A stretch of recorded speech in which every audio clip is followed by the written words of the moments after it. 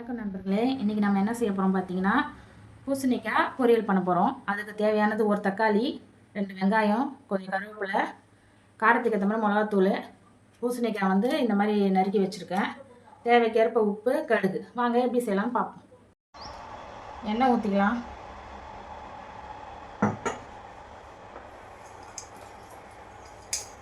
ஒரு டீஸ்பூன் கடுகு போட்டுக்கலாம். நல்லா பொரிஞ்சதுக்கப்புறம் இப்போ வெங்காயம் போட்டுக்கலாம். கருவேப்பிலை ஆட் பண்ணிக்கலாம். வெங்காயம் நல்லா வதங்கிச்சு. இப்போ தக்காளி போட்டுக்கலாம். தக்காளி போட்டு நல்லா வதக்கிட்டோம். உப்பு போட்டுக்கலாம். தேவையான அளவு உப்பு போட்டுக்கோங்க.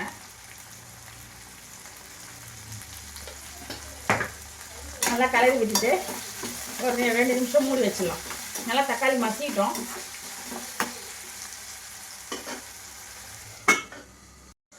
ஓப்பன் பண்ணிடலாம். 2 நிமிஷம் ஆயிடுச்சு. நல்லா எப்போனா தக்காளி நல்லா மசிஞ்சிருக்கு. இந்த மாதிரி மசினோம். அப்போ தான் பசங்கள்லாம் எடுத்து வைக்காமல் சாப்பிடுங்க. வெங்காயமாக நல்லா பொரிஞ்சிருக்கு பாருங்கள். இப்போ வந்து நம்ம வந்து இந்த பூசணிக்காய் நறுக்கி வச்சு தான் போட்டுக்கலாம். பூசணிக்காய் போட்டு ஒரு நிமிஷம் நல்லா கலரி விட்டுட்டு மூடி வச்சிடலாம்.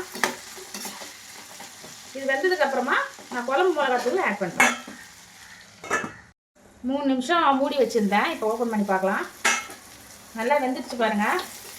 இதுக்கும் நான் தண்ணி சேர்க்க மாட்டேன். தண்ணி சேர்க்காமே இது வெந்துடும்.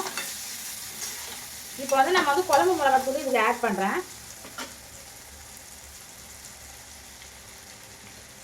நல்லா கலரி விட்டுக்கலாம். இது அப்படியே வந்து சிம்மில் வச்சுட்டு நல்லா ஒரு 2 நிமிஷம் நல்லா கலரி விட்டுட்டே இருந்தீங்கன்னா அந்த மிளகாத்தூள் ஸ்மெல்லாம் போயிடும். பச்சை ஸ்மெல்லுன்னு சொல்லுவாங்க, அதெல்லாம் போயிடும்.